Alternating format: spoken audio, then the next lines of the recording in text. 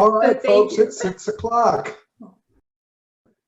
And it's time for our Toastmasters bonus meeting tonight.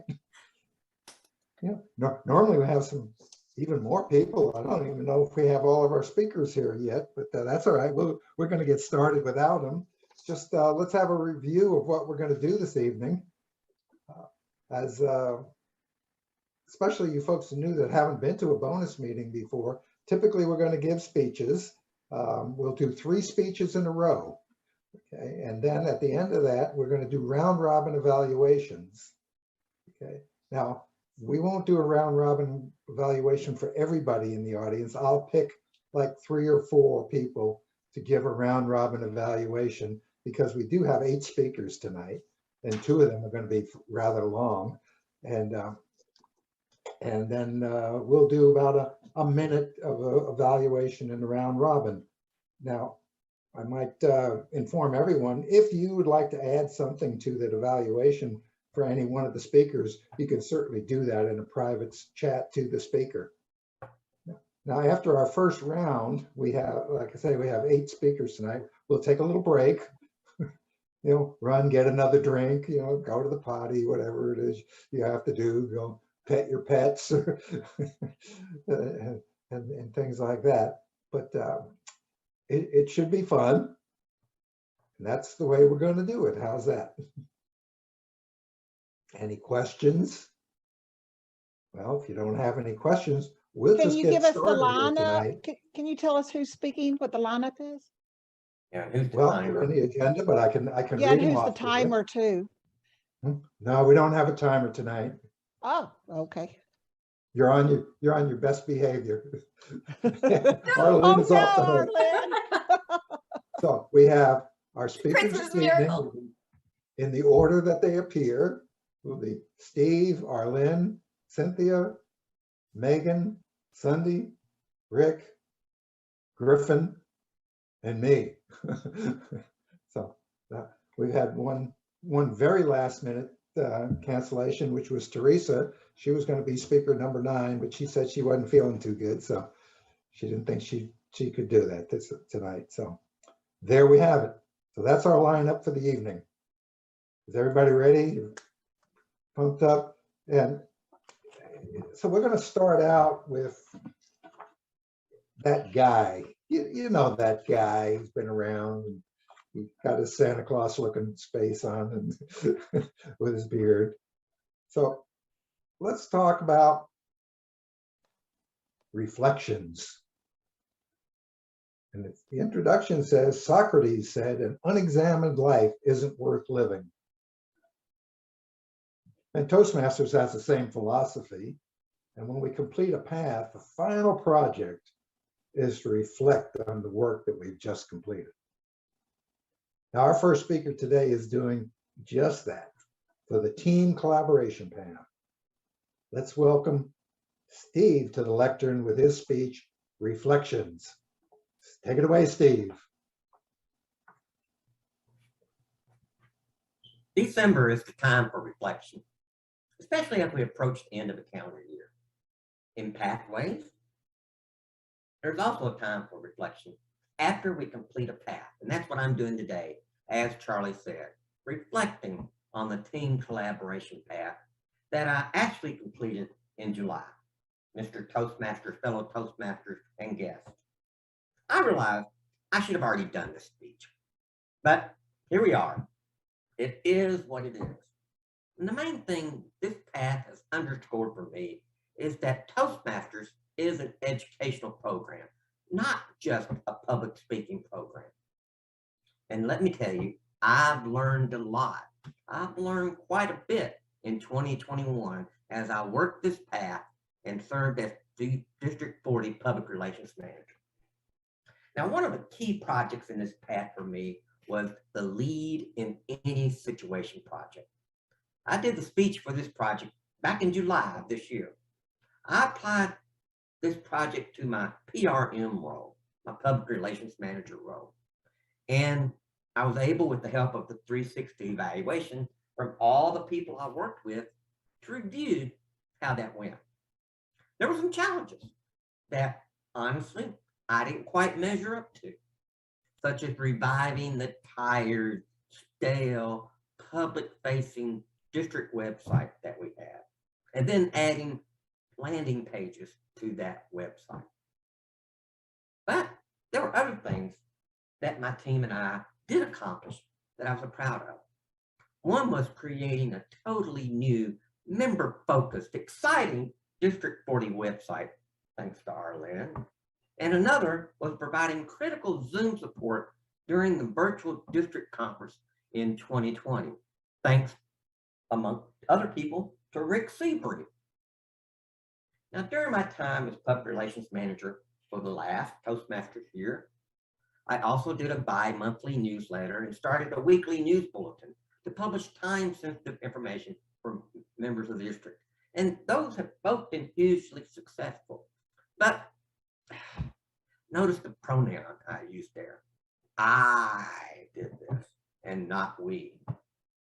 So the main takeaway from this project, leading in any situation, the main takeaway for me is that leadership is more about leading and less about doing. Now, I tend to be a great doer. I need to work more on being a leader. Now, that premise goes along with the speech I did in October of 2020, about 4 months into my first term as public relations manager. Now, I mentioned in that speech that I realized with this new district role, a big role, it was physically impossible for me to do everything that needed to be done. So I had to learn 3 lessons very quickly. First, as a leader, I must work through people. Second, as a leader, I must work with people. And third, as a leader, I must work with people where they are. I realized from that project that my default leadership style, and that's the project, Understanding Your Leadership Style, my default leadership style works better with team members who know what they're doing, they're confident in doing their jobs, and I just let them loose. My default leadership style doesn't work as well for those who need coaching and mentoring and hand-holding as they become more productive members of the team. That's something I had to learn from this particular project. But speaking of leadership styles, I had another project called Motivate Others that I had to work on. And what I talked about for this particular project is that my leadership style is not the cheerleader style. I did a speech titled 2, 4, 6, 8, and emphatically pointed out that I am not a cheerleading type leader. I mentioned that immediate past district director, Gene Bailey, he is such a leader. He focuses on people. He cheers them on. Me, I tend to focus on results. And at the district level, I've learned that part of what I need to be is a cheerleader. So I'm working on that. Now, I haven't gone out and bought the pom-poms yet, and you won't see me with ribbons with pigtails in my hair, but I feel like I'm making progress in that area. Another lesson that I've learned while working this path is that sometimes managing up is much more difficult than managing down. Now, as the public relations manager, I've assembled a team, and I'm more of a middle level or maybe upper middle level manager. And I found that in the Toastmasters hierarchy, sometimes it's easier to manage people that I'm working with on my team than it is to manage up to the top 3 members of the district, to our trios, what we call them. Now, one of the more difficult challenges I had when I was first coming on as public relations manager was defining my own role and responsibilities and setting boundaries on what I would do and what I would not do in relation to the district trio. So I talked about this in a speech last December, in a speech called Not Your Secretary, for the Successful Collaboration Project. And the main issue I tried to get across in that speech is that I was being treated as the secretary for the trio, and that's not what a public relations manager does. So again, lesson had to learn 3 steps. Understand the issue. Well, I had to get that in my brain. Articulate it clearly to the trio, diplomatically, and sometimes I have to work on doing it diplomatically. And third, after articulating it, I need to talk with the people involved, the trio, and with them develop solutions to what we were dealing with. And that worked. So in conclusion, let me say this path has been very educational, very informative for me. And it has allowed me to work out and work on some of the issues I have with being a leader. I have certain strengths, but I have certain challenges too. And this path really challenged me. Now look at some of the names of the projects that I've mentioned. Lead in any situation. Understanding your leadership style. Motivate others. Successful collaboration. Now, sometimes I tend to be a lone ranger and go off and do my thing and get things done. I do a good job of getting things done. Working with people, I have room to grow there. As you know, the Toastmasters tagline is where leaders are made. And this path, conjoined with the PRM role, has definitely forced me to use leadership muscles that I rarely flexed before. Mr. Toastmaster.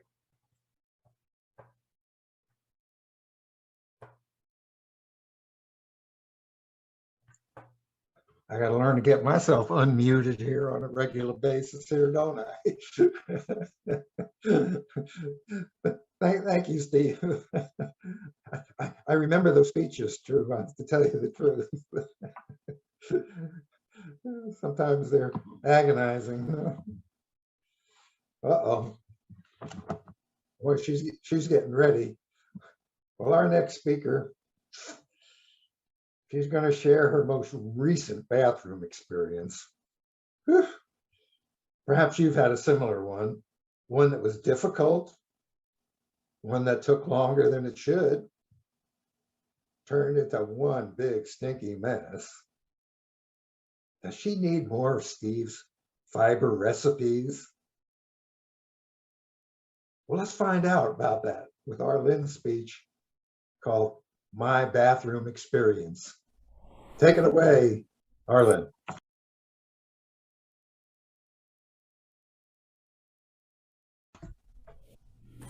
Thank you, Mr. Toastmaster. Fellow Toastmasters, do not be frightened of what you are about to hear or see. This will not require any of Steve's fiber. My bathroom experience started here with this original 1970s Harvest Gold, very dark and dreary bathroom. But my experience ended here with this bright and modern and very sexy bathroom. Let's see that again. Yeah, from 1970 to 1922, we're talking 50 years this room came forward. And if any of you have lived in an older house, you know the trials and tribulations of the bathrooms that are 50 years old. And yes, this took longer than it should have. It was a very difficult project. And when they started all of the gluing and waterproofing and painting, yes, it was a very stinky job. But the interesting thing about this bathroom experience is not the construction. It's how I procured the materials. You see, I purchased all of the materials through an online auction. The tile, the vanity, the faucet, the shower curtain rod, even the hooks for the robes, everything came from an auction. This is the online auction house that I used. It's called Bid FTA, and that's their URL, bidfta.com. This is a national company. They have warehouses all over the country. FTA stands for Fast Track Amazonia. Have you ever wondered what happens to the returned merchandise that you send back to Amazon? Well, they auction it off. And of course, who's going to buy such things? People like me. Lately, however, I've noticed that Bid FTA has branched out, and now they've also started selling for Home Depot, Ace Hardware, and other national stores, which means that we have even more merchandise to choose from. Online, you'll be required to register for a free account. And you'll also be required to submit a credit card, because should you win an auction, they're going to zap their money right away.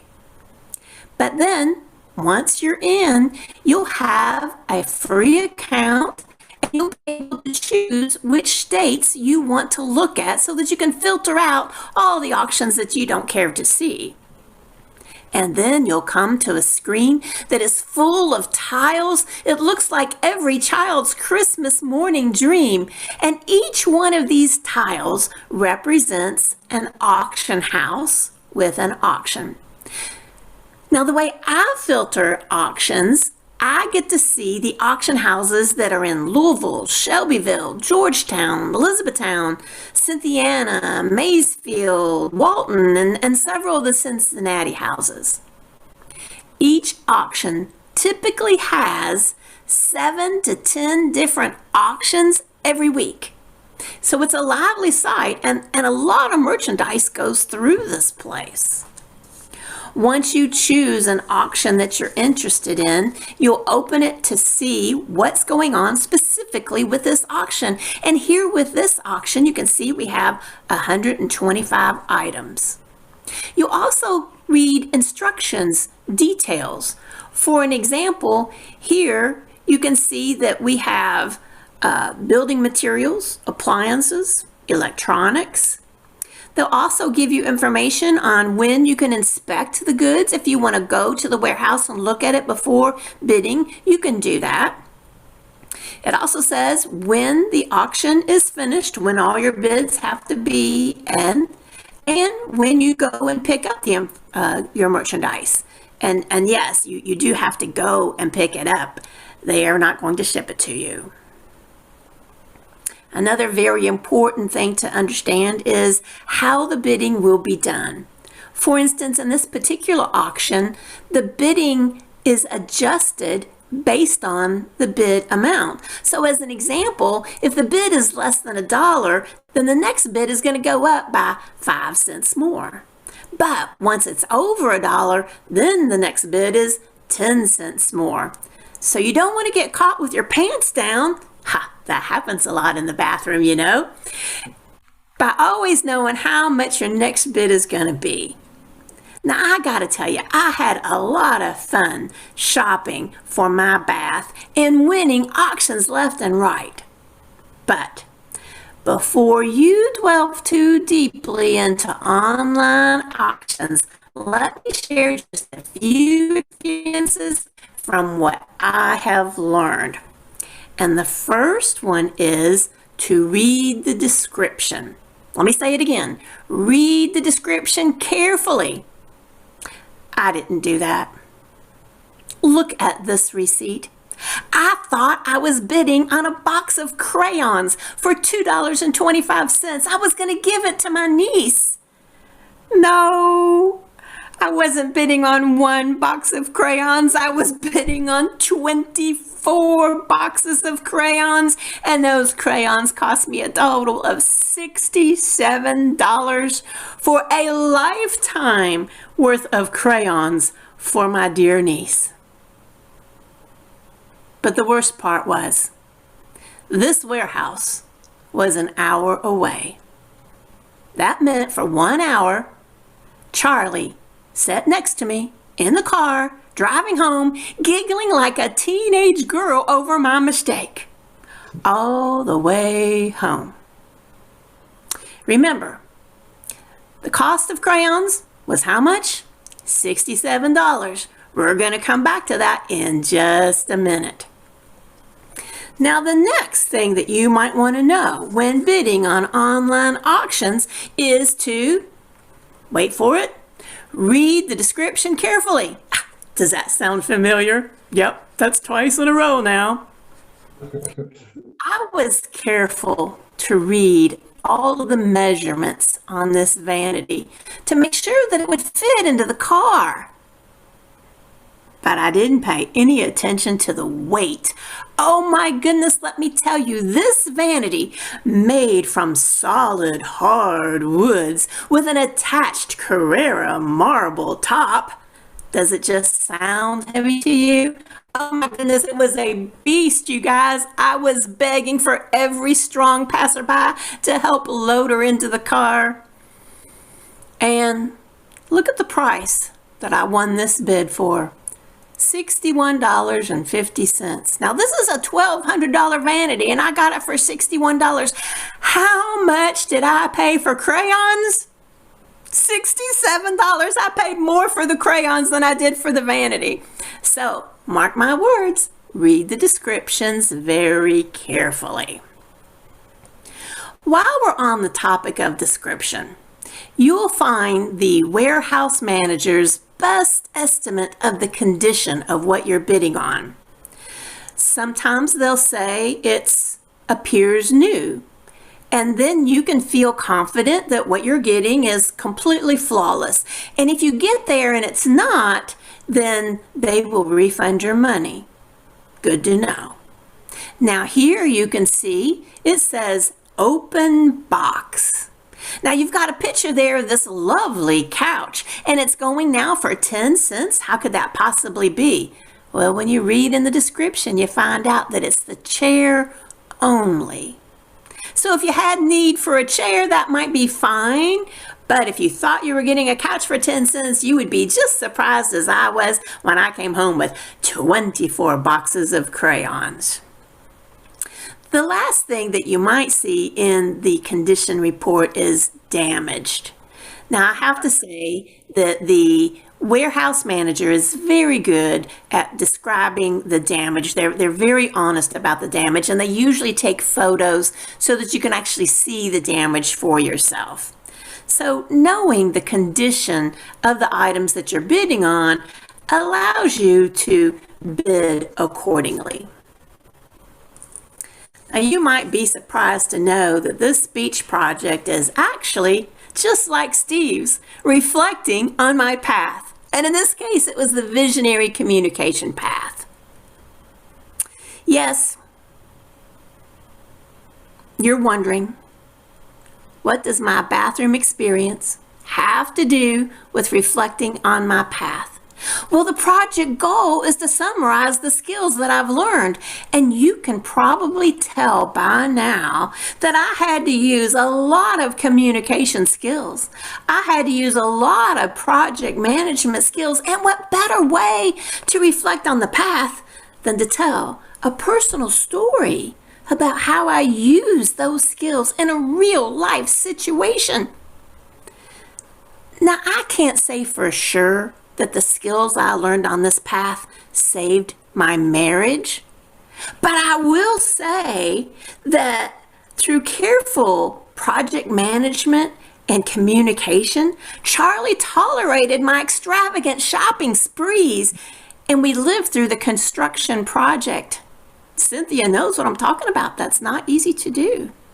So overall, I would say that my path and my bathroom experience were both a success. Mr. Toastmaster. Well, Arlynn, thank you for that colorful speech. And she has a niece that will never run out of crayons in the rest of her lifetime, I'm sure. But she's right. She had to drive all the way home with me. And those $60 worth of Crayola crayons. Well, what can I say? Next up is Megan. And Megan has told me that she changed her. Cynthia. Huh? Cynthia. Cynthia, what did I do? I got these out of order, huh? All right, hang on a minute. There we go. There's Cynthia. Thank you. I get you two mixed up, you look so much Can alike. you see how eager to speak I am? I'm like, oh. I saw that. What can I say?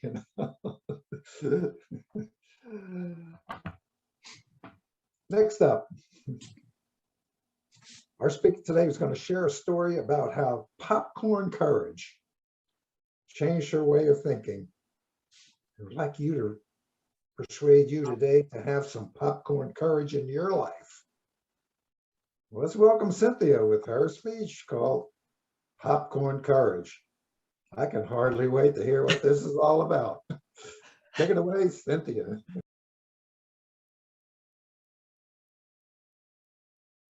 Thank you, Mr. Toastmaster. As far back as I can remember, I took great pains not to fail at anything.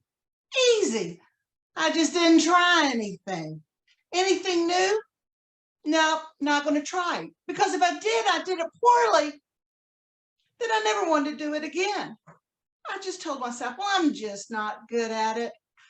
I remember when I was first married to a previous husband, and he said to me, honey, I love homemade biscuits. Well, me, being the dutiful wife, I had to make homemade biscuits. And I have to admit, I'm not that great of a cook, especially homemade stuff. I mean, I get your Bisquick out here and I could do that, or Pillsbury, I could do that. He wanted homemade from scratch. I got my Betty Crocker, got her out there looking at biscuits, and I made what I thought was as good as I could do.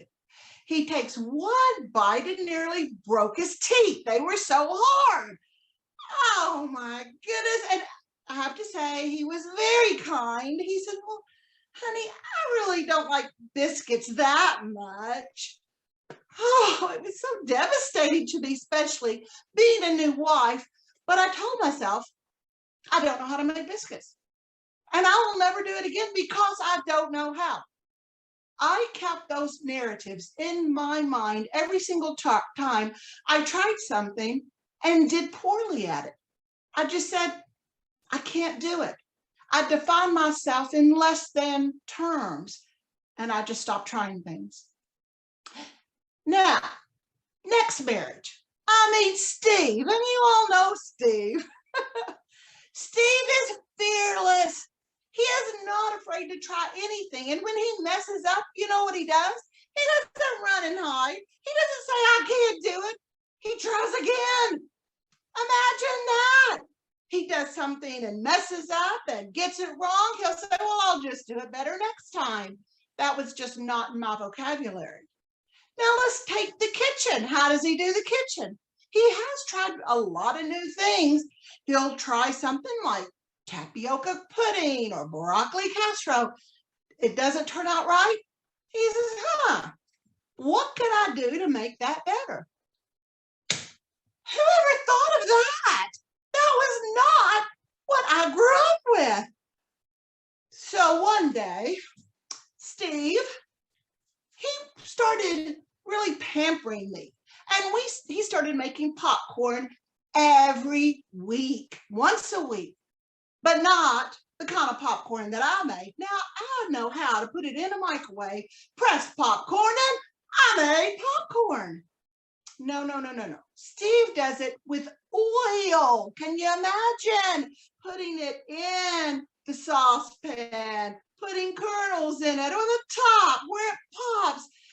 And he started getting me used to that every single week.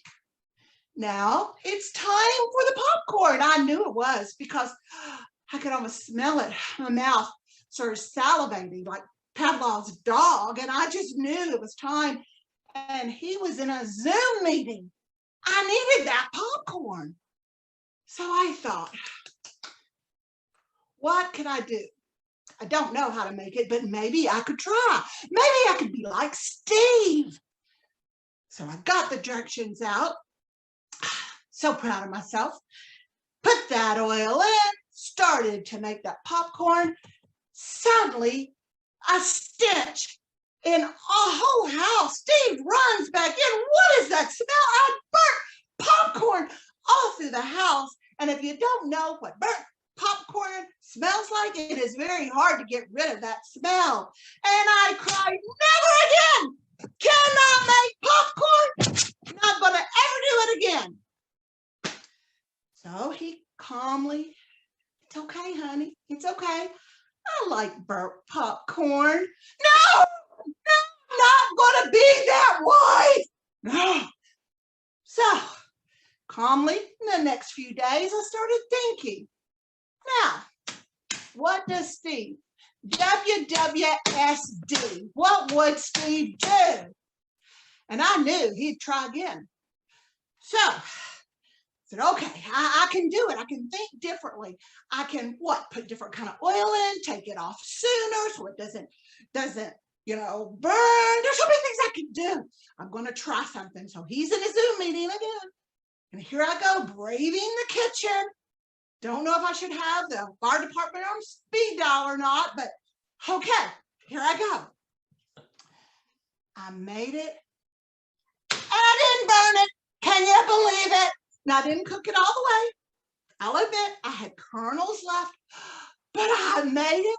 And Steve even was, you did it. I was so proud of myself that I did it. So now, when I find that I'm starting negative thoughts, you're a loser, you can't do anything, you're going to mess up, I start thinking, wait a minute, remember that story about the popcorn? Remember how I went on and did it again and I did better? Well, then I might be able to do it. So I want to persuade you, since this is a persuasive speech, I want to persuade you to think about how you talk to yourself. Do you just remember the misses and forget all the hits that you do?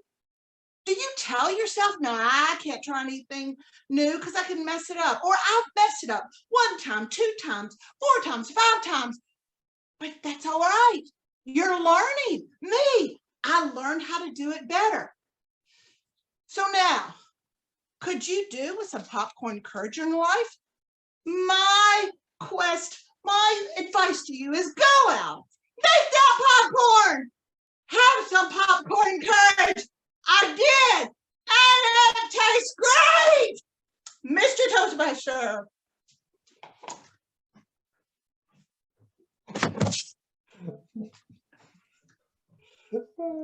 Yeah, somehow I could just smell that popcorn right now. After that, I don't know what it is.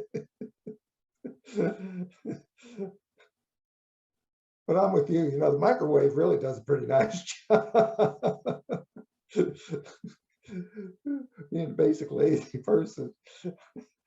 All right, now that finishes our first round of 3 folks, and now we're going to do 3 evaluations. And again, what I'm going to do is I'm going to call on a person, and they're going to want you to do about a minute evaluation, and we'll do 3 of them. And just again, remember, if we don't call on you, but you really want to make a comment on that speech, go ahead and put a private chat in there for the speaker. If that, So first off, we're going to evaluate Steve's speech. And starting out with that, I guess we got to get Megan to do that, because Megan can appreciate Steve's speech.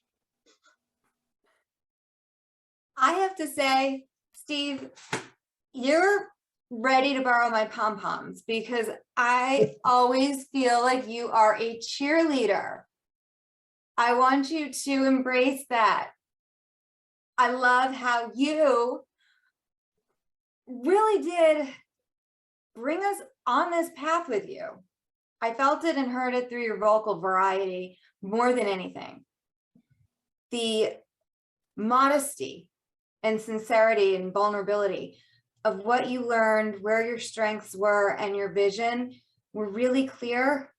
Still, please embrace the joy and the encouragement I can say for myself that I feel, because you make one heck of a cheerleader.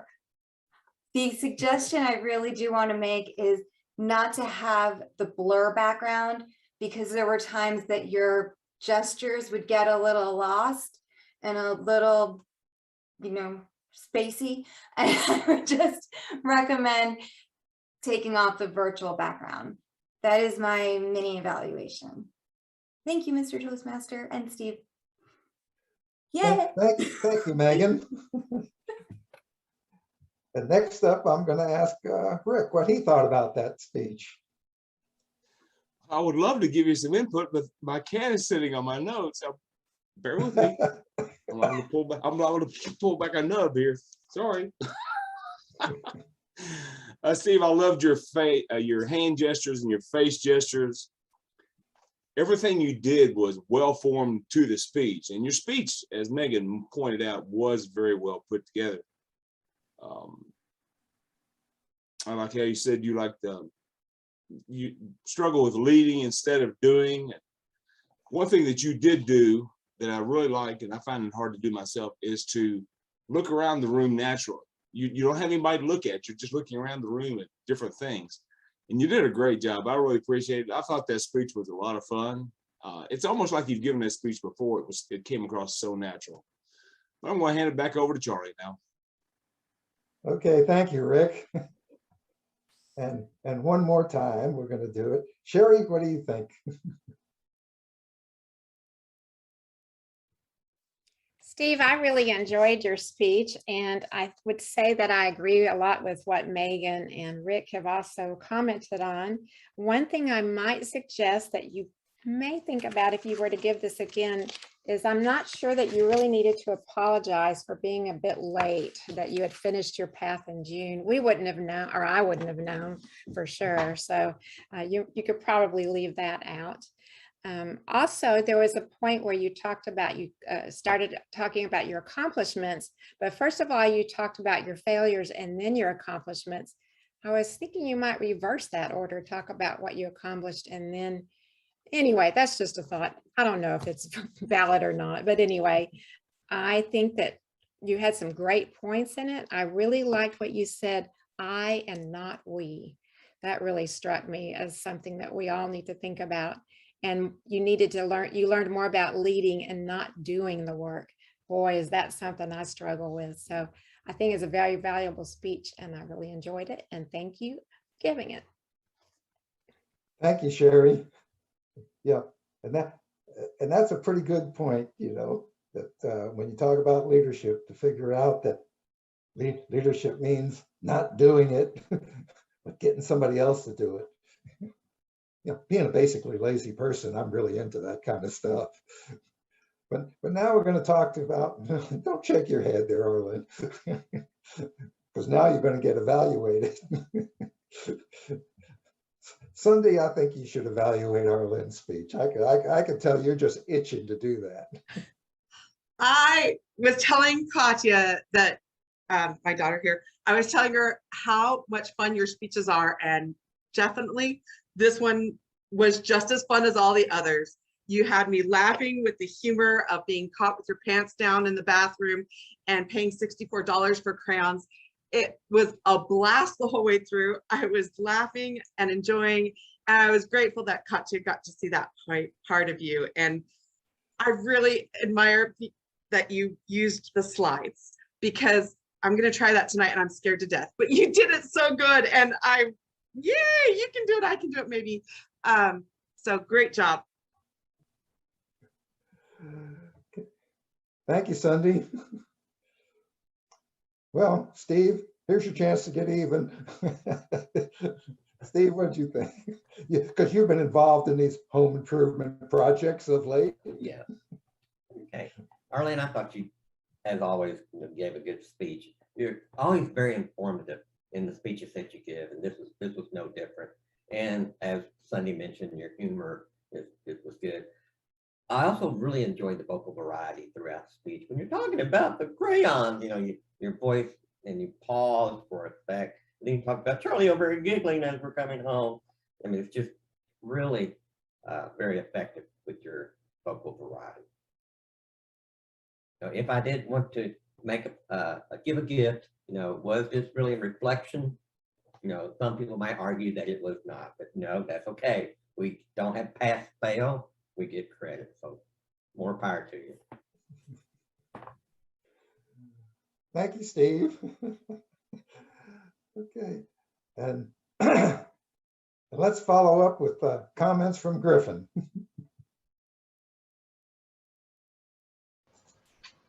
Can you hear me okay? Yes. Fantastic. Arlynn, I believe you need to write your stories in a book and release it. Your title of your speech was quite the flip of what you had us going in one direction and you turn it to another direction. That's a trait of a master. You have worked the DTM title very well. I don't say very well. You worked the title of DTM spectacularly. If I was to give you a gift to work on, is to continue to involve the audience and how we can utilize your experience and apply it to us. The dangers of having projects reflections and reflecting on projects is that we leave out the audience. I think it's important to draw us in and help us to see how we can apply those same experience that you have and challenge us to be able to use that to be able to grow. Back to you, Charlie. Thank you, Griffin. And now we'll move on ahead. And we're going to evaluate Popcorn Polly over there. And let's see what Helen has to say about that, because I know she likes popcorn.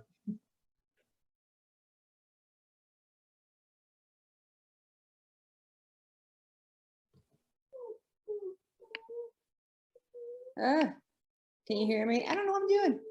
There you go. You see me? Okay.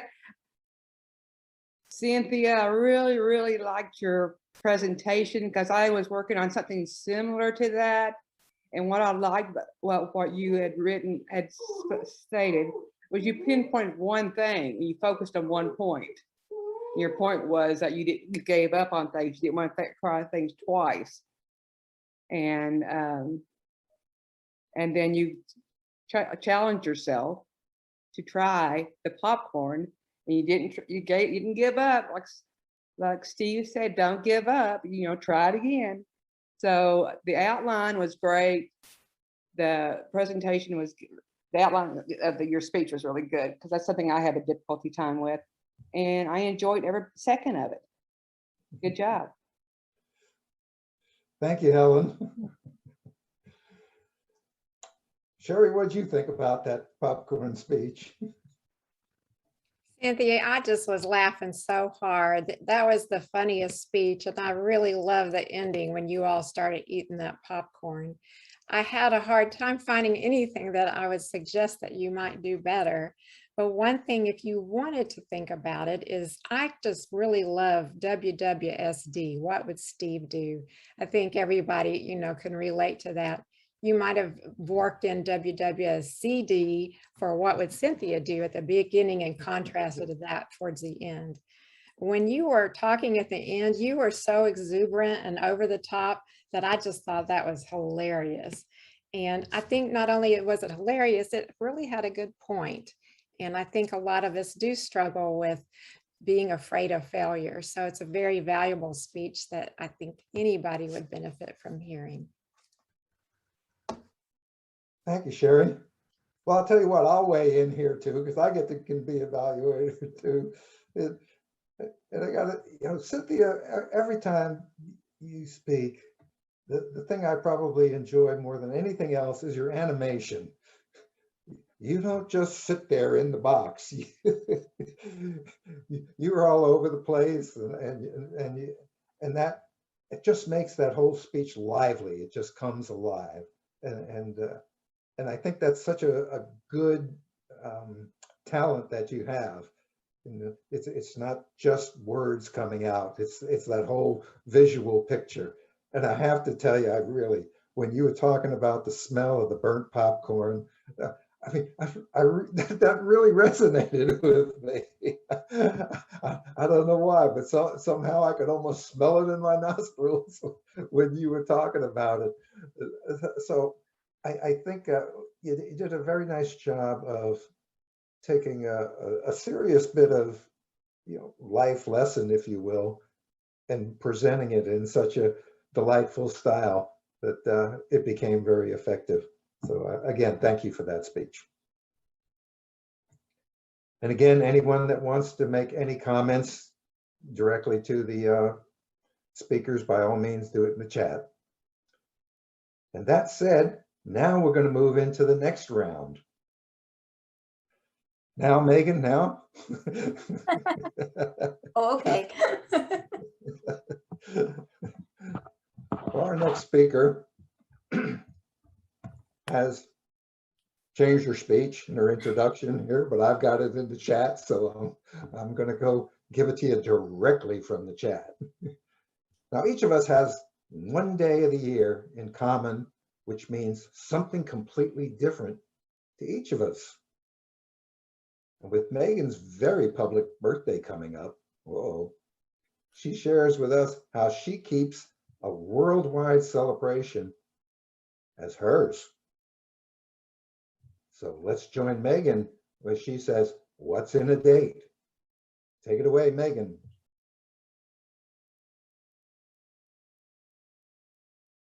You can all unmute yourselves if you want to, because I want to talk to you guys. Raise your hand if today is your birthday. Okay, well, happy birthday to the people if it was. Raise your hand if your birthday is January 1st. Okay. For me and other people who were born on January 1st, it's different. It's different than happy birthday because it is a really public worldwide celebration. Not just my birthday, it is the whole year kicking off. It is a whole world kicking off. That's kind of a lot of pressure.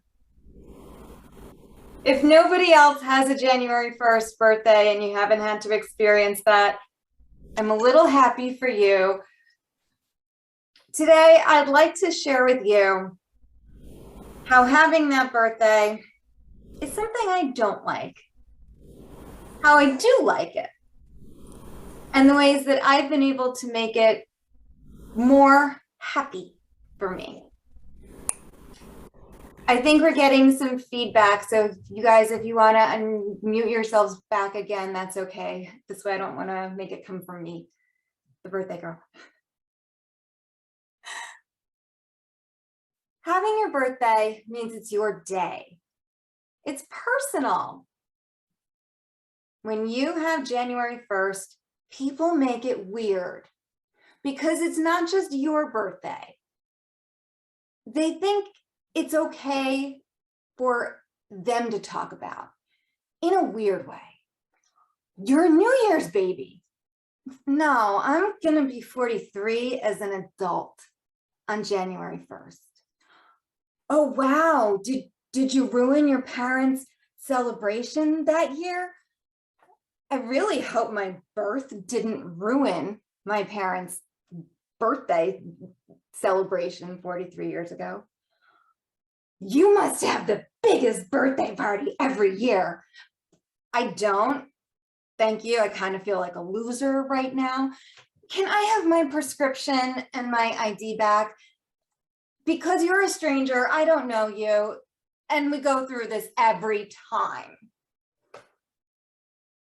It kind of gets taken away. Do people say that? Like, oh, wow, you're a January 17th baby. No, because it's still my birthday. It's part of who I am, Megan. And that's the part that I want to share. That's the part about my birthday that I like. It is a day that's about joy. This is something we all see our birthdays differently. My husband does not like his birthday. Bob is one of those people who sees his birthday as a step towards impending mortality. That's fine. Everybody sees their birthday differently. I think it's fun. It's about joy. It's about coming together. It's memories being made. For me, January has the garnet as the birthstone. And I have my garnet ring that my brother gave me one year as a gift. Just keeps me feeling connected. I have my garnet necklace from my aunt, something that keeps me connected to my birthday. The bigger part of that, people from all over my life call or send texts or on Facebook, happy birthday. It's not about me. It's just so warm and special that so many people are coming together caring at the same time. I think that's what birthdays can really be about. And reflecting back about the different journeys that you've gone on with the different people in your life. This Saturday, I'll be thinking about all of you who are going to be thinking of my birthday. But now, seriously, my Midway family is part of my January 1st thinking about my birthday. And that is it, adding to the birthday community. That's how I've looked at it over the years, is not the weird people who ask the weird questions and try to take my birthday away. It's finding more New Year's adults and building that community. Many of you have met my little puppy Shadow. His birthday is January 1st. We knew that was meant to be. It's nice, it's growing even more together. I will answer the question that is the number one. I am guessing somebody here has this. I do not lose out on Christmas and birthday presents because Santa would never bring my birthday presents.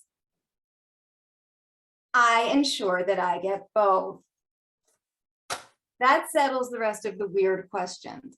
But that does lead me to ask you all to think about, what does your birthday mean to you? And think of the joy that you can have on your birthday, and how can you bring joy to other people's, no matter what the date is. Mr. Toastmaster. Thank you, Megan. You know, I'll never think about January 1st, New Year's Day, the same way again. Won't be able to do it without thinking about you. It's okay, Arlynn, she's all the way in California.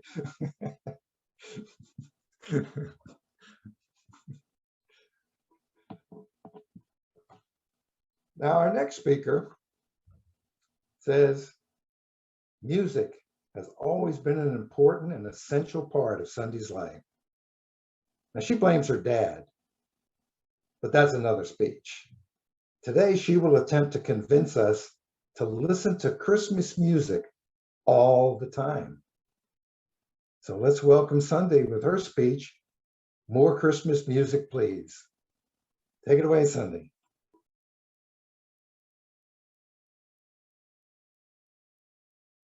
Where did Sundy go? I'm here. I'm sorry. Can you see my screen? Yeah, we see your screen now. Okay, sorry. I couldn't unmute and share screen. Let me be the first one to say Merry Christmas. There is only 363 days until we get to celebrate. And I hope you all are so ready. Christmas exemplifies all the things that we should be paying attention to year round. Why can we only be festive and cheery, kind and charitable, and close to our friends and families for only 1 month a year? Personally, I think the Christmas feeling could do us some good in October, or April, or August, which is my birthday, Megan. I have a surefire way to put you in the mood for Christmas in just a short 12 months. It's called listening to Christmas music all year round. So I hope you didn't put your Christmas music away, because here are 10 really good reasons to listen to Christmas music all year round. Christmas music is cheerful. Have a holly jolly Christmas. It's the best time of the year. Jolly. I looked up the definition in the dictionary. Jolly means happy and cheerful. It's an adjective. Happy and cheerful. Christmas music is so cheerful. We should listen to it just for the cheer and the jolly, just for that reason alone. Number 2, Christmas music. Everybody knows all the songs, all of them. I have been volunteering and teaching 2nd graders music every Friday for the past 6 months. It has been so much fun, but December was my favorite time to sing with them, because they all knew the songs to Jingle Bells and Deck the Halls with Bells of Holly, fa la la la la la la la, and they sang every fa la la la la perfect. Everybody knows all the songs to Christmas music. Number 3, Christmas music comes in all the genres. Every musical artist, from Beyonce to Garth Brooks to Brad Paisley to the Trans-Siberian Orchestra to Amy Grant, has put out Christmas albums. You just name your style of music you like, I will find you a Christmas song in that genre, because they're everywhere. Next, Christmas music, even the remixes are good. My husband has a whole playlist of The Little Drummer Boy because it's his favorite song. There are over 21 songs on that list alone, I'm sure, and they all sing the same song, but they are all so good. Not one of them is bad. My personal favorite, Nashville Tribute's interpretation, because the pa-rum-pa-pum-pums don't come after every single verse. And it's kind of nice to just hear the words to the other part of the song, besides just continually hearing pa-rum-pa-pum-pum, pa-rum-pa-pum-pum, pa-rum-pa-pum-pum on repeat. Another great thing about Christmas is the music is catchy. The minute you hear the first 4 notes of the Ukrainian barrel carol, you can't help but to hum along. I'll prove it to you. Dun da da dun. Dun da da dun, dun da da dun, dun da da dun, dun. And it gets so exciting. It's so catchy, you just can't stop. I saw you guys all going, oh yeah, dun da da dun. You knew it. Awesome. Okay, Christmas will make you feel like a kid again. I guarantee it. Works every time. I sometimes, as a mom, you get all excited and wanting to make it all perfect for everybody, right? And sometimes you just need to take that time to remember your own childhood, and you put on the Letterman Christmas album. Yes, my parents loved the Letterman, and they would sing Mary's boy child, Jesus Christ, was born on Christmas Day. And I could remember decorating the Christmas tree with my mom. She loved the tenors. Yeah, so the Letterman was just right up her alley. But she also really loved Andy Williams, I'm Dreaming of a White Christmas. How can you not start thinking about going sledding with your dad? I love feeling like a kid again, listening to Christmas music. Okay, this one is very important. One of the biggest reasons you should listen to Christmas music is because Santa wants you to. Do you remember that Christmas Eve in New York City. I'm sure Megan remembers it because she's from New York, where Buddy the Elf taught everybody that the best way to create Christmas cheer is singing loud for all to hear. And it was the singing that saved Christmas that year. Santa loves Christmas music, and he would want us to sing it. Christmas music is a gift to mankind. Did you know that "Oh Holy Night" was originally a poem written by a Frenchman? So it was a French song. But the music was composed by a Jewish man named Adolf Adam. A Jewish man who doesn't even purport to know that Christ was the born child, but he wrote that beautiful music that touches all of our hearts on Christmas Eve when anyone sings it, but especially Josh Groban, because wow, Josh Groban, right?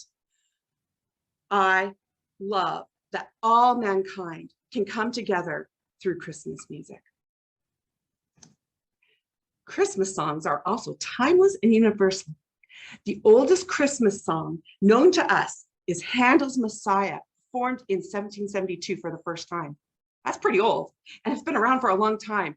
And the Hallelujah chorus just gets me so rocking, hallelujah. And I just want to sing and sing more.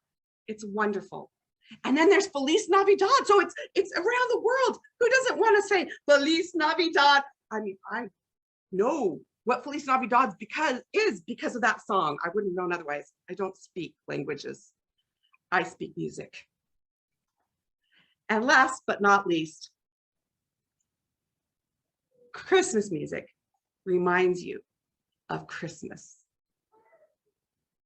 I encourage all of you to put on that Christmas music all year round. I start listening to it yesterday and sing along, because I know I will be singing all year long with pentatonics and all my a cappella stuff too, because I love that. And the Muppet Christmas Carol, oh my goodness, so wonderful. So I encourage you to do so too. And have yourself a merry little Christmas now. Thank you.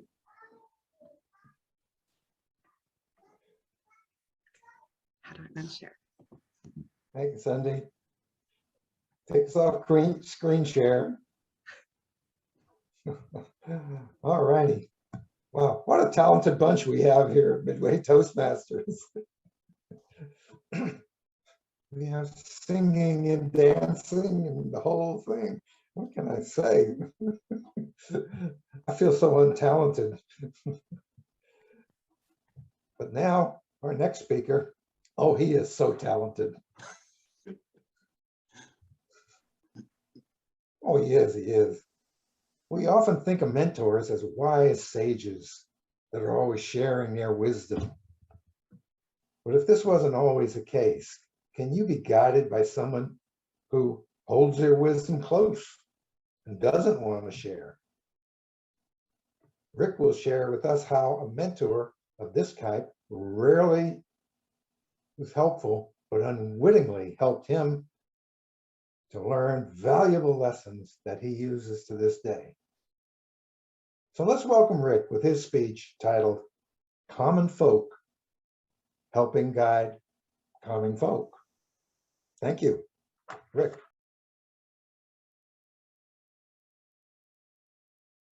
Thank you, Mr. Toastmasters, fellow Toastmasters. Katya, thank you for being here. Maya Angelou mentored Oprah Winfrey. Steve Jobs mentored Mark Zuckerberg. And Professor Dumbledore, well, he mentored Harry Potter. There's lots of famous mentors out there, lots of famous proteges. I'm not one of those. Probably never will be one of those. But I did have many mentors along the way. And I do want to tell you about one in particular. His name is Jim Bett. I had known Jim for a couple of years when I was placed with him at work, ostensibly to learn the technical aspects of a very complicated piece of machinery. You see, Jim liked to keep all of his information to himself. I'll explain why here in just a minute. I said ostensibly because, in point of fact, I learned a lot more about people than I did about machinery. Jim served his country in the Navy, where he learned valuable skills that allowed him to become a maintenance team member when he got out of the service. He'd been a maintenance team member for several years when he and I finally met. As I mentioned, Jim is very, very smart, didn't like to give his information out. I was put with him just so I could get some information so that when he retired, which was coming up, that we'd be able to carry on. Well, the reason behind Jim not wanting to give up information was complicated. You see, Jim one time was openly disparaged by his management in front of the whole group, and he never got over it. And another thing he didn't get over it was the fact that the group didn't stand up for him. So now he has the same manager and the same group. He doesn't like anybody there. But this caused him to be spiteful and acerbic to a lot of people. And the reason they put me with Jim wasn't just because I was capable, I know how to do things. They knew I was good at getting along with people. I'd been with the company for a few years, and Steve had 20 years on me. He was about 55, which put me at about 35, a full-grown man. But I was still smarting from being fired from a job several years before. The thing that hurt me most about being fired from my job was being fired was my fault. They told me when I was being terminated that I wasn't a team player. I didn't play well with others, and that I didn't give information out like I should. Sound familiar? It's Jim Bett. I was going down the same path that Jim Bett is on now.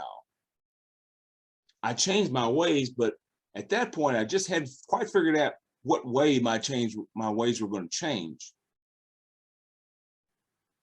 So we started working together. And after a week or so, Jim was welding some things together. I'm a welder, I know how to weld, and I'm good at it. He didn't know that. Well, he lays out this piece of equipment that he'd been welding on. I looked at it, I said, Jim, you did a good job on that. I like your technique. I'm going to try to figure out how you did that. He pulled his welding helmet up, looked me square in the eyes, and just walked off. Classic Jim Bett. That's just the way he was. Well, a few weeks later, Jim was working on a complicated piece of machinery that used a lot of computers. And he had written some code to try to capture some faults that were happening in the machine. It was break time. He had to go to break. I went in and sat in for him. I looked at the code he had written. I'm a pretty capable code writer myself.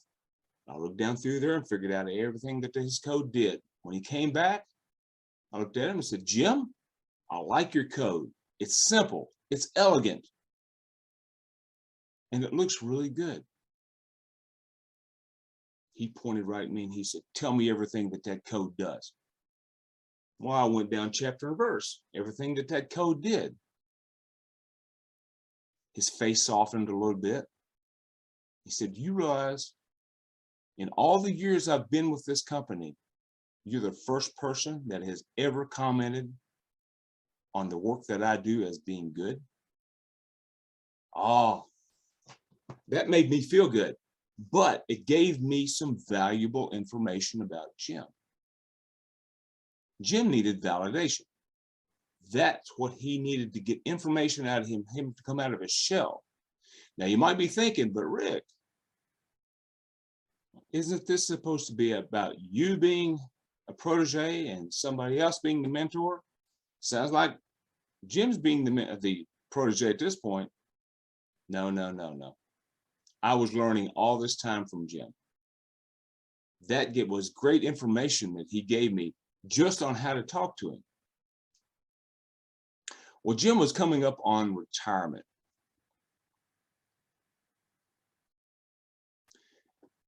And at his retirement function, they asked all of us to come up with a few things that we'd like to tell Jim that he did for us over the years. Well, I came up with a couple of items that I'll share with you that helped me. The first, never lash out at people, especially if you're a supervisor. That came in handy for me when I became a supervisor. I remembered how his supervisor acted with him, and I vowed to never do that. You praise in public, you criticize in private. Keep doing it that way. The second thing that I learned from Jim was to give compliments freely. They're free. Just tell people that they're doing a good job. You don't have to embellish. You don't have to make it up. Just say something to them. Be sincere, and they will appreciate it. Well, as I mentioned, Oprah Winfrey and Mark Zuckerberg and Harry Potter all had their mentors. And I had a mentor too, and his name was Jim Bett. And he taught me which way I should go after I changed my ways. Back to you, Mr. Toastmaster.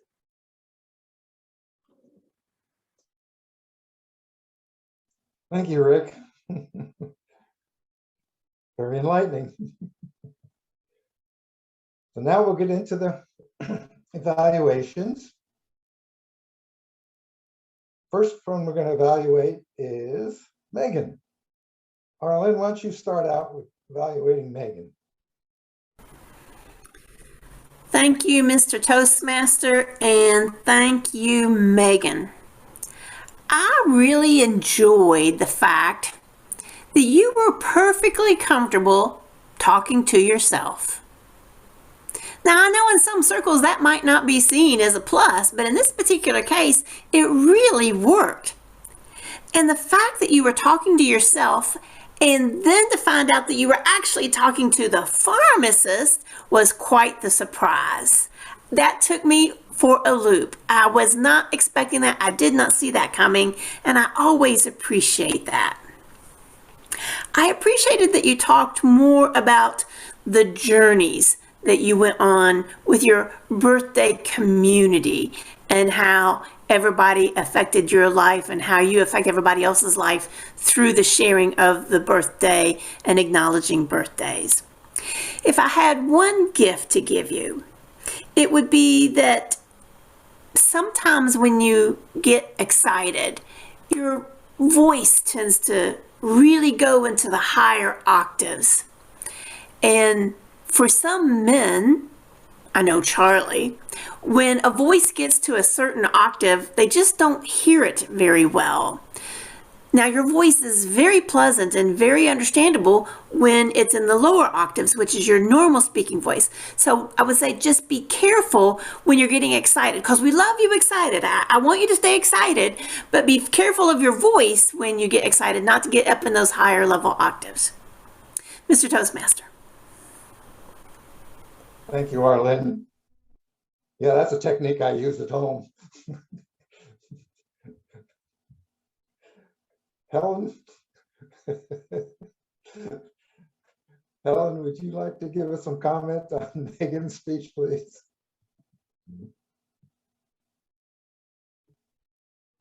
Unmute, Helen. Helen, you got to unmute. There you I'm go. unmuted. Megan, I really liked your speech. I liked the outline of how you presented it and your enthusiasm about your birthday and how it's affected you. A gift, I'm not for sure. I think you did a good job. Yeah, when you do talk fast, get that high pitch, can't understand you, but other than that, you're great. That's all. Thank you, Helen. Okay, Steve, would you like to weigh in, please? Okay. I guess I had a different reaction to the speech. For me, I felt like at the beginning you were going to talk about how awful it is to be a January 1st baby. And I was thinking that you're going to take that tack and it would be a humorous speech. So it turned out to be something different than what I was expecting. You did at the beginning say, here's what I'm going to talk about. And so I was trying to fit it together. So, but throughout the speech, I thought you had some good vocal variety throughout your speech. You started out with questions and engaged us. So I thought you did a good job of that. But for me personally, where you went with the speech was kind of a surprise for me and didn't really feel like that was where I thought I was going. That's just me. Thank you, Mr. Toastmaster. Thank you, Steve. And one more time, let's have Sherry.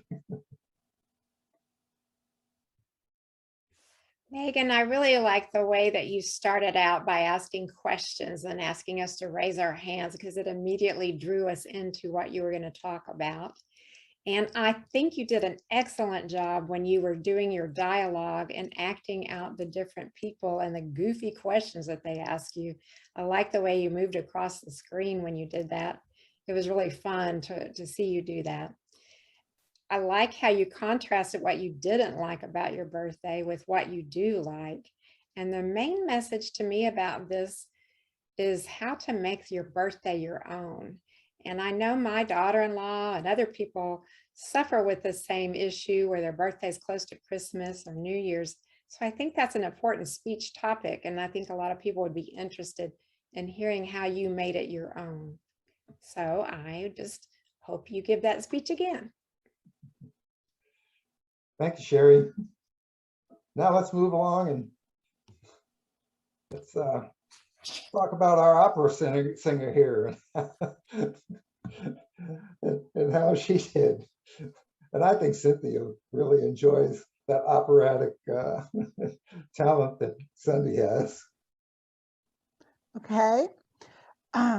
Sundy, you always come out right at the starting gate, upbeat, excited, and you always bring us up with you. So I do appreciate that. I've seen that with every one of your speeches. I don't know if you are just normally that way all the time or once you get on camera, you do it, but thank you for that.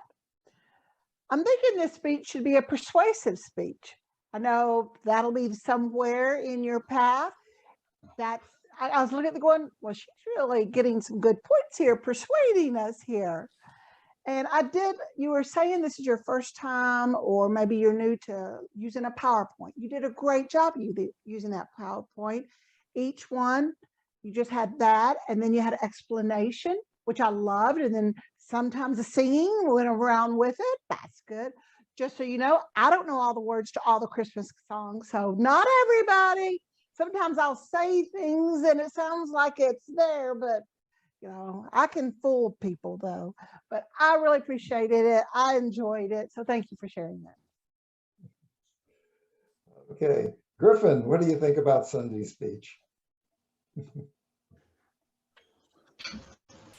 I concur with Cynthia's astute observation about Sunday being enthusiastic. I just adore your enthusiasm, and it brings energy to your speeches. You could talk about how an ant walks on the pavement, and as long as you're excited about it, people will believe it, and that's what you bring it as, that excitement. I would encourage you to keep that fire lit. If you were to do this speech again, what I would recommend to add some flavor to this speech is to have samples of songs that you like and play those samples. Then you can get those earworms into our brains, and then we'll be extremely mad at you for you playing that music, and it'll be on our minds as the speech ends. And it's a great way for you to be able to emphasize your point about how Christmas music is infectious.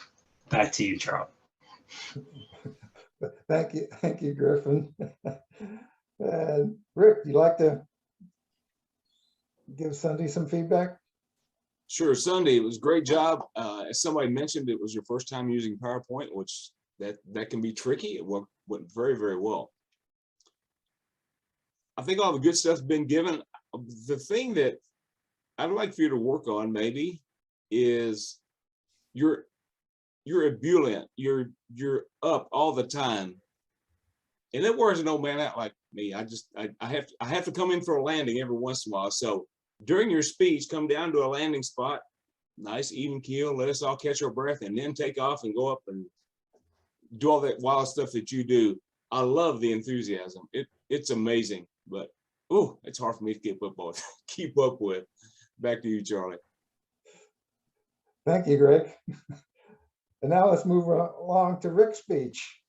And Sherry, why don't you give us a rundown on Rick's speech?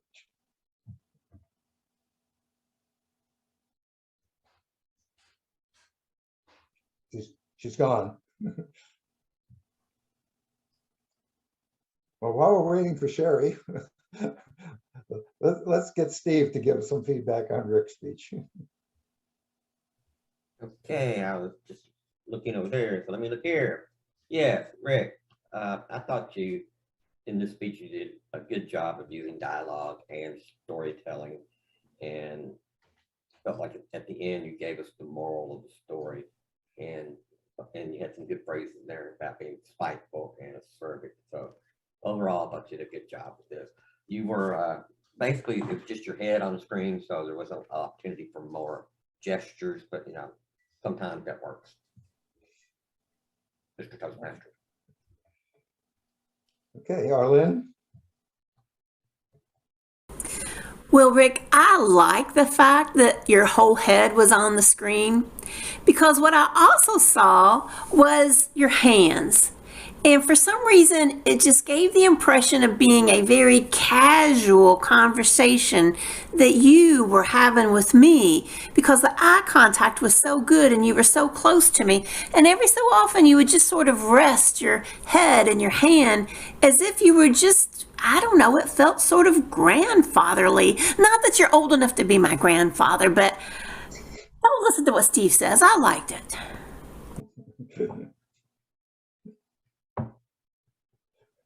Well, Sherry's back with us, so we'll let her chime in on Rick's speech. At least you're not a New Year's grandfather.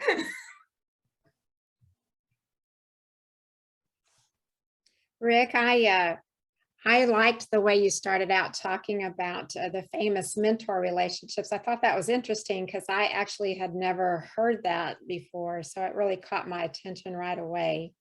And I very much enjoyed the way you acted out his old grumpy face and demeanor. That was really fun, because I think we can all relate to, my grandfather is actually a lot like that. So I could really relate to that. And I like the way you kind of talked about how his change in attitude was actually what mentored you in learning how to crack the code, learning how to get to connect with someone that is pushing you away. So I really enjoy that as well. And I don't think I wrote down anything. I couldn't find anything that I would suggest that you do better. Sorry. Thank you.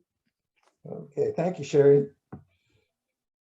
All right, now on our schedule now, we have scheduled for about a 5-minute break for everybody to get a drink, go to the bathroom, and then we'll come back and we'll have 2 more speakers and 2 more rounds of evaluation. So let's just take a 5-minute break and we'll be right back here in 5. That will be at 7:29.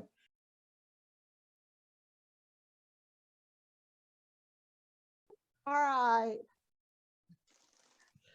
Do you have Okay, come on, popcorn, let's get Arlynn? serious. Let's get serious here. Let's get this show on the road. All this Popcorn frivolity. too. You know, you think you just came here to have fun or something like that? This is serious stuff, right? Always. Always serious stuff.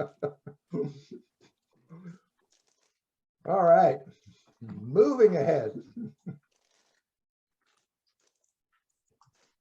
When was the last time opportunity knocked on your door, on the door of your life, and you ignored it?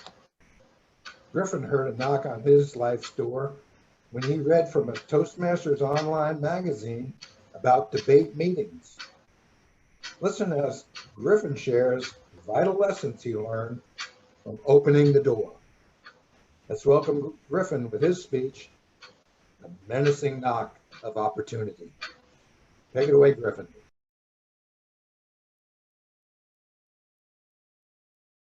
When you hear a knock on the door, are you the one who opens the door immediately? Or are you one who says, I think I'm going to wait and to see who it is? Now, in these times, it's smart to actually wait to see who's at the door because you don't know. It could be the IRS. In this opportunity to share with you the 3 things that I learned when doing a level 4 project about holding the debate meeting, I'm going to share with you how opportunity calls you, how opportunity challenges you, and how opportunity calibrates you. I'm what is called a yellow personality. That means I love to have fun. I joke. I love to give humor. I love to make people laugh. But throw me in a project situation, it's like the Tasmanian devil. I don't know what I'm going to do. I'll be spinning around. I have no clue what I'm going to do. I just happened to hear that knock of opportunity when I was on the Toastmasters website. Now, I don't eat, sleep, and drink Toastmasters like Steve and Arlynn do. I just happened to be on the site that day, and I saw this article on their online magazine about debate.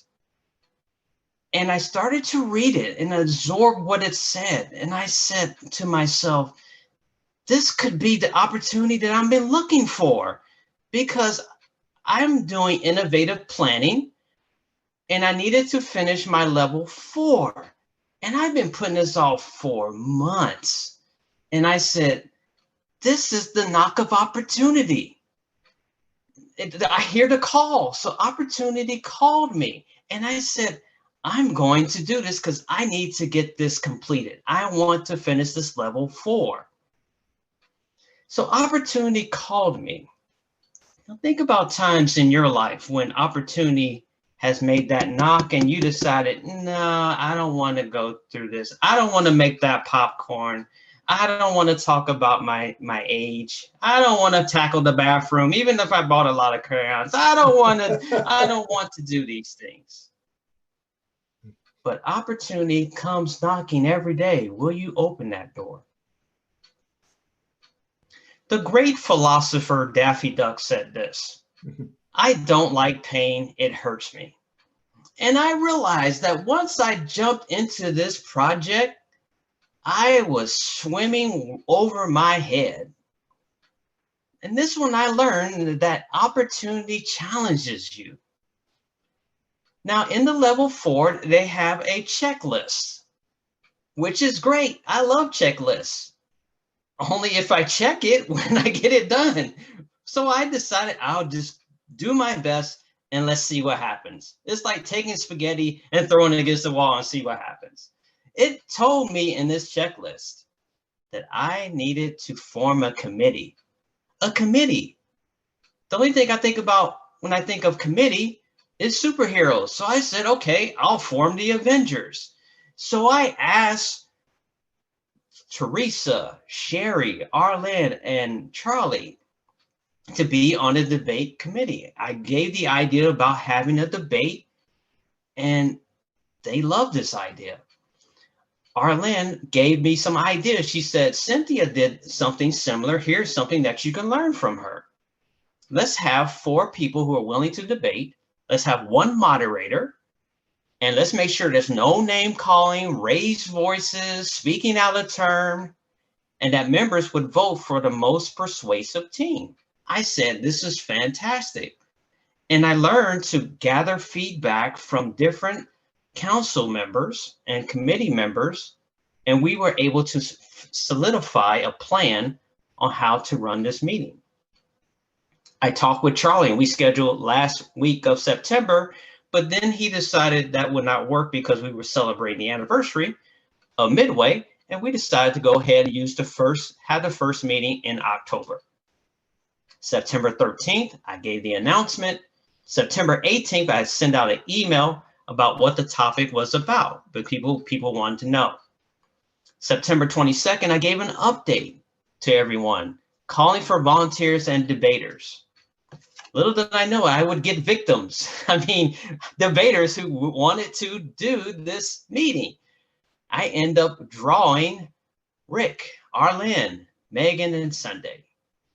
We got together and we went through how to do a proposition for the subject that we were going to discuss, which is dogs versus cats. Next, we decided to make sure that the proposition was going to be fair. And I shared with Megan, because she had questions about how to prepare for a debate like this. So I gave her some points on that. Throughout this process, opportunity challenged me, and it helped me to become a leader. I was actually asking for feedback. I was communicating, and it was shaping me to become a leader. How about you? What about the times where you have been challenged with an opportunity? Did it help you to become a leader? The third thing opportunity found out with me, how it shaped me, was that it calibrated me. What did I mean by that? After the meeting was completed, the debate meeting, I did something called a retrospective review. I wanted to know people's opinions. And this is some of the pros that I received about that meeting. People seemed to enjoy it. The mood was light. Debaters were well prepared. We had funny responses. It was unique, distinctive style, and kept it interesting. And there was teasing and interplay between Rick and Arlynn. Unfortunately, the online audience couldn't see that, but it was there. So then I asked what was right. Then I asked what didn't go so well. Well, there's a portion where Megan was confused on the format. And I think the solution, looking back now, is to be able to be more communicative in how to deal with those formats and how to make sure that the questions are answered correctly. The voting process was perplexing. Some people was voting for who had the best persuasive argument. Some were voting for who was better for dogs or cats. So there was that. There was no clarity about the speakers receiving credit. And there was no verbal evaluations, which are important.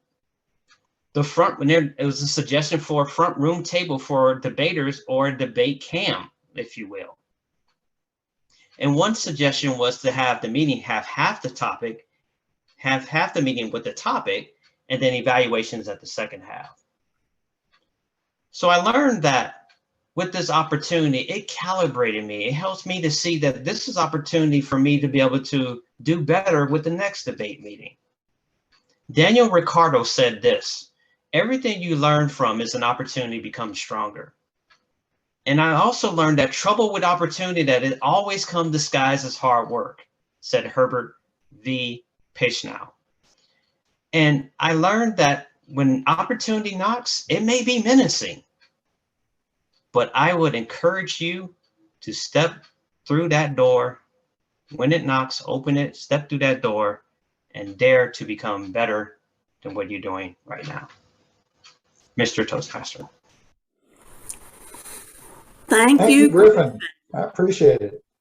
And now I'm going to turn the meeting over to Arlynn, because I am your next speaker, and she's going to be a stand-in Toastmaster to introduce me. Okay, and then she'll take over the round robin evaluation. So take it away, Arlynn. I am not a stand-in Toastmaster. I just want everybody to know that. Let's be very clear. I am the Toastmaster for the moment. Griffin, thank you very much for your speech. I enjoyed that debate. I enjoyed the speech about the debate, and I will debate you about the benefits of the debate. But up next, we have our final speaker. His project is leading in difficult situations. And today, he will discuss how the textbook theory played out in a difficult situation that he and, it says here Arlynn, but I had to deal with, trying to save our aviation business after 9/11. Please welcome Charlie with his speech, It's Only Money. Charlie.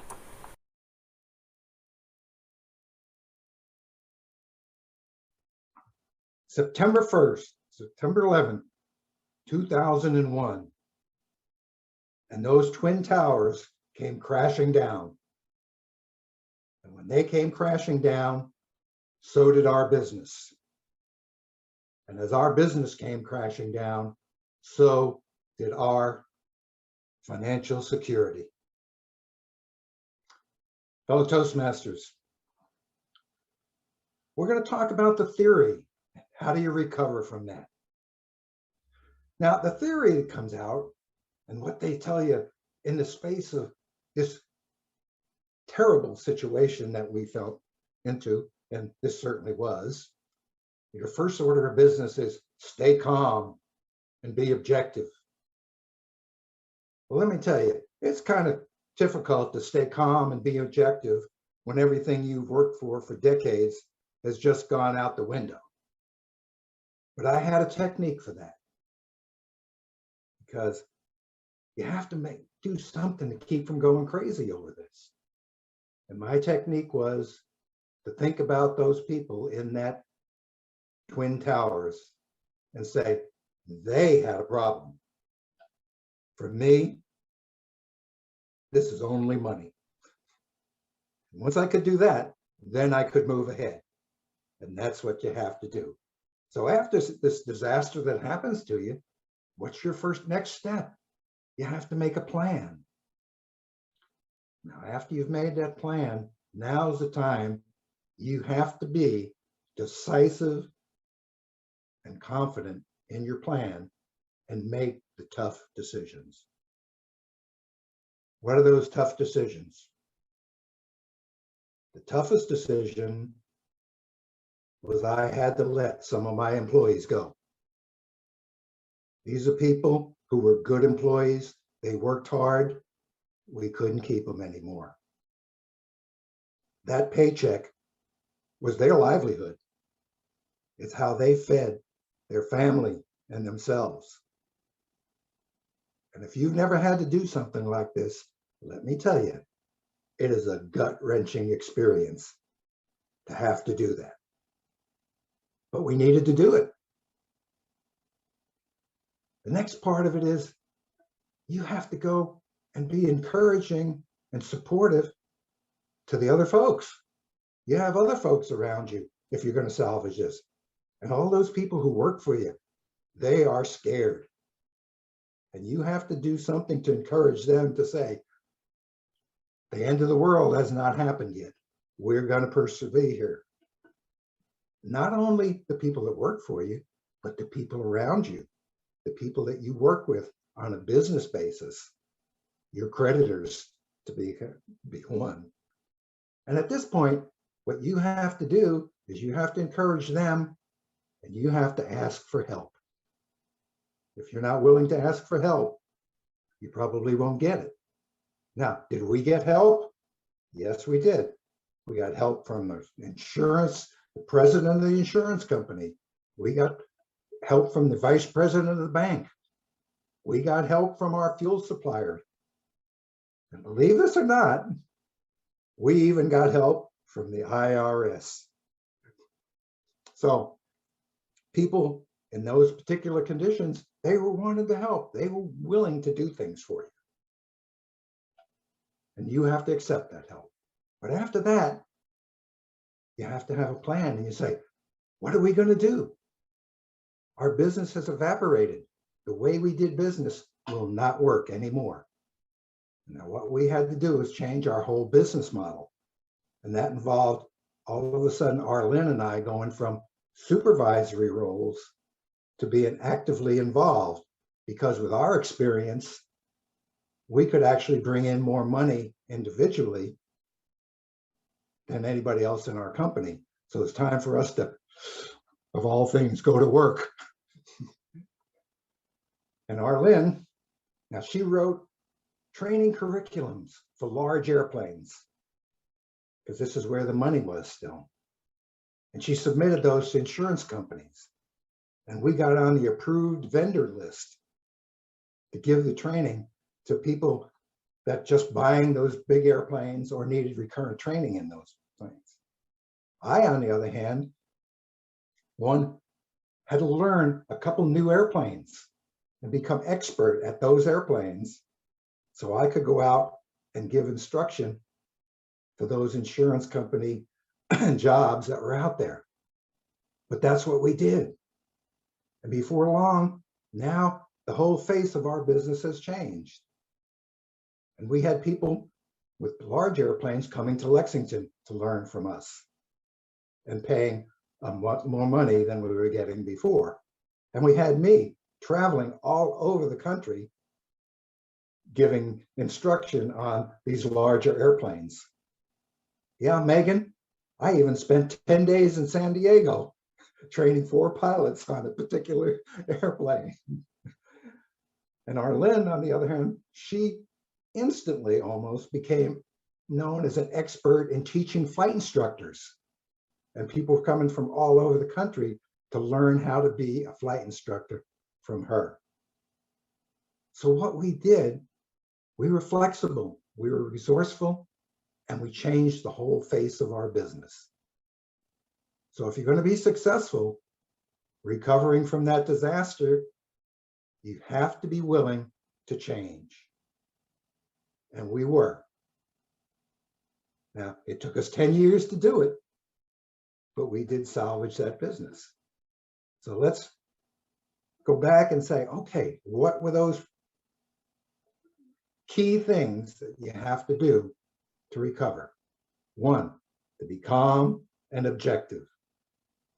2, make decisive decisions, even the ones that are difficult.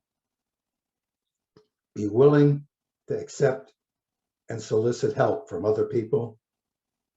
And 4, be willing to change and be resourceful. And hopefully, when you encounter that situation that seems almost impossible to you, that difficult situation, you can step back for a moment, assess it, and you can say, nobody's going to die here. It's only money. Mr. Toastmaster or Ms. Toastmaster. Thank you, Charlie, and thank you for that nice trip down memory lane. Let's go on now to our evaluation of our final 2 speakers. Up first, we'll evaluate Griffin, and I would like to hear what Megan has to say about Griffin's speech. Megan, take it away. Thank you, Madam Toastmaster. Thank you, Griffin.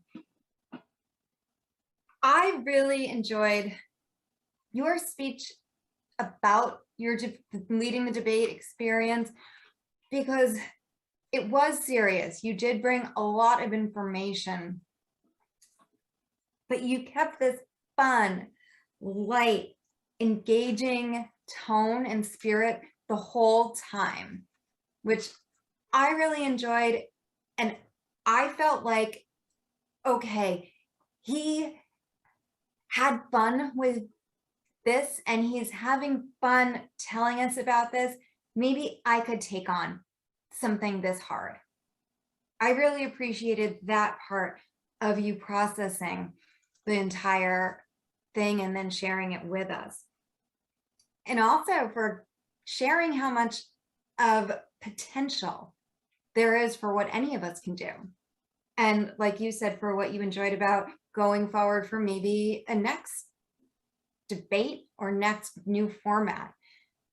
The only suggestion I could offer is perhaps to maybe give a more structured outline in the very beginning of what we're going to expect to hear throughout the rest of the speech, I know that that could be something for me. Thank you very much. Again, I enjoyed going back to the debate. Thank you, Madam Toastmaster.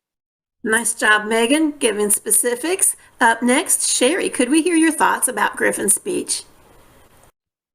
Yes, Griffin, I really enjoyed the metaphor that you used about opportunity knocks. And when you first started talking about asking us questions like, how do you feel when you hear that knock on the door? And I admit that I always go and peek out. I never open the door right away. So when you tie that into what do you do in opportunity knocks, that really got me to thinking about sometimes I do kind of hide from opportunity. I do kind of peek out those shades to see, is this really something I want to get involved in? I think you were wonderful in the way that you structured your speech. You almost always are. You told us the 3 things you were going to tell us, and then you told us those 3 things, and then you summarized it. You also threw in the end some nice quotes, which is really a good thing to do at the end. And I like that you challenged us in the end to open up to opportunity when it knocks. And I'm sorry, I can't really think of anything that I would recommend you do differently, except maybe play a little bit more on the contrast between being afraid of opportunity when it knocks or being eager when it knocks. Thank you, Sherry. Very good. And Griffin, I'm going to take this opportunity because I would like to evaluate you. And young man, you did just an excellent job. From the very beginning to the very end, you held our complete attention. If I had one tidbit that I would like to give to you, it has nothing to do with your presentation, but everything about your appearance in the box. You are this little teeny tiny head, and you've got this great big box. So I'm thinking if you just move your camera a little bit closer, sit a little bit closer, we would be able to make eye contact with you better. So that would be the only suggestion that I would have. Up next, I would like for us to continue by evaluating Charlie's speech. And Griffin, here's your chance to get even. Would you give us your thought about Charlie's speech? Charlie, one thing about your speeches that I appreciate is that you bring a sense of genuineness and experience, the human experience in your speeches. 9/11 is a situation that we will never forget. Unfortunately, we have forgotten the pain that came with it. And you showed us a glimpse of that pain when you were expressing the challenges that you had to go through.